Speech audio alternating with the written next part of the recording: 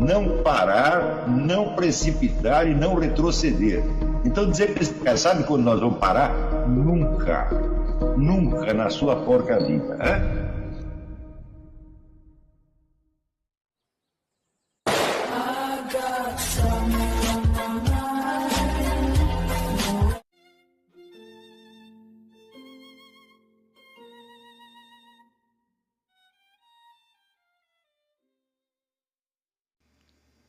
E aí pessoal, tranquilo?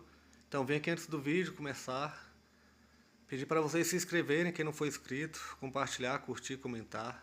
Quem puder seja membro do canal, que isso ajuda bastante. Tem também o link do Apoia-se. Quem puder ajudar nosso canal e apoiar financeiramente vai ser muito bem-vindo. Mas o mais importante é transmitir o conteúdo e os conhecimentos do professor Olavo de Carvalho para mais e mais brasileiros. Então compartilhe e ajude aí nossa causa. Muito obrigado a todos os membros, apoiadores do canal. Fico muito feliz. Tenho certeza que a gente está no caminho certo. Então fiquem com o vídeo e até mais. Valeu! Aqui. Carta André Franzin. A última aula do curso, a aula 14, que foi dedicada à questão da busca da verdade, embora esclarecedora, acabou por despertar em mim uma dúvida, que na verdade me acompanha há certo tempo, mas que só agora sou capaz de formular mais claramente. Trata-se do papel do senso comum na busca da verdade.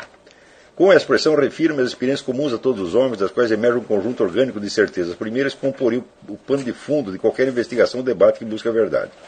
A isto recorre Santo Tomás de Aquino na Suma contra os Gentios, ao constatar a impossibilidade de apelar à verdade revelada da mesma forma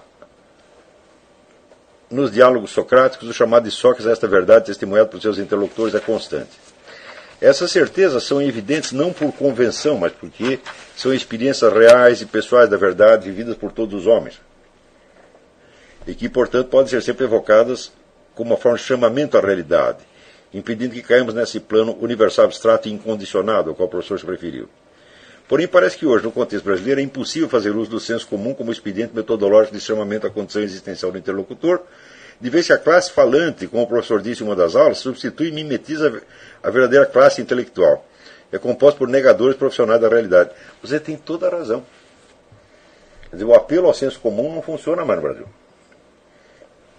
Quer dizer, porque aquele depósito, né,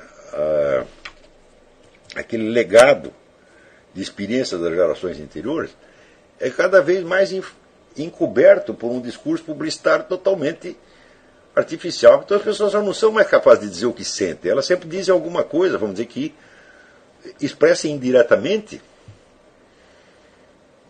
aquilo. Então a discussão pública no Brasil é hoje praticamente constituída, vamos dizer, de palavras que são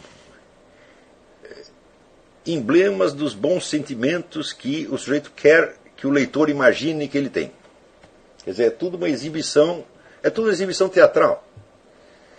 Isso é uma coisa realmente terrível. Quer dizer, você tem a dissolução do senso comum e a sua troca por uma coleção de slogans.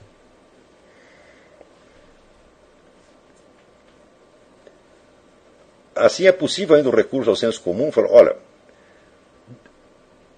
tudo que você escreveu ou falar, lembre-se do seguinte, quem diz alguma coisa diz algo para alguém. Escolha mentalmente as pessoas para quem você está falando e escreva para elas. De maneira que elas entenderão, as outras não. E não ligue para as outras. Por exemplo, outro dia eu tive enorme satisfação ao ver aí nos blog do Hélio Pereira, né, ele fazendo lá uma análise de certos escritos, e ele enfatizava que, por exemplo, um artigo como aquele que eu fiz sobre o Newton, né, esqueci o título do artigo agora, falava alguma coisa do Newton, acho que nas origens da burrice ocidental, uma coisa assim.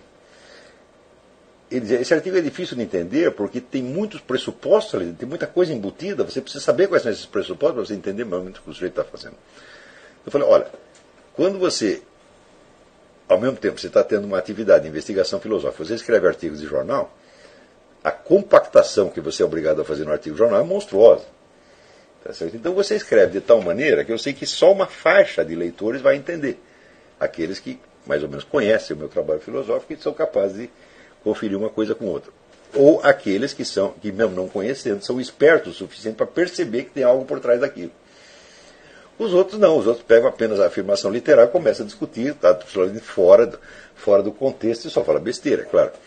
Né? Mas eu não estou ligando para isso, eu estou escrevendo para os bons leitores. Se os bons leitores são apenas meus alunos, falam, dane-se os outros, o que é que eu tenho a ver com isso? Então você tem que fazer a mesma coisa, você vai ter que escolher o seu público e falar para ele.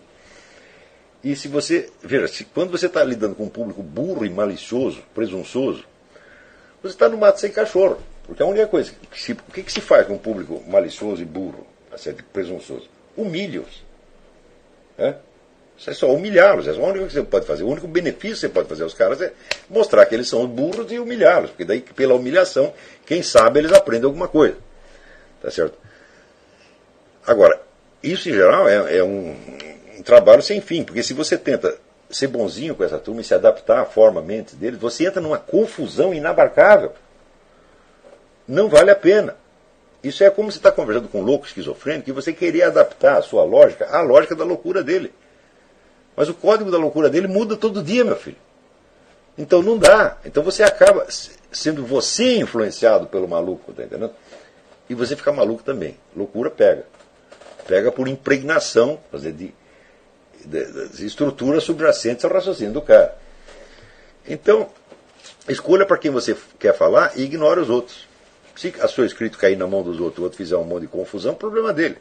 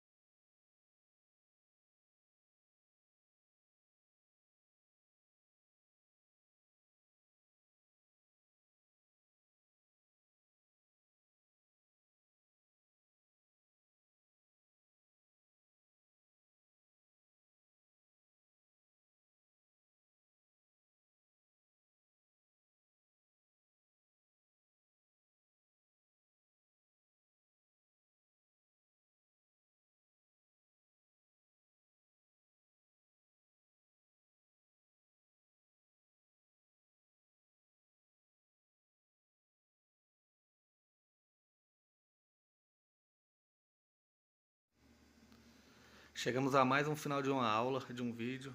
Espero que tenham gostado. Quem não se inscreveu ainda, se inscreva, compartilhe, comente. Ajude o nosso canal, apoie, seja membro. E ajude o nosso canal a chegar a cada dia a mais brasileiros que precisam muito do conhecimento do professor Olavo de Carvalho. Então é isso aí, fique com Deus, até o próximo. Valeu! Então é isso aí, pessoal.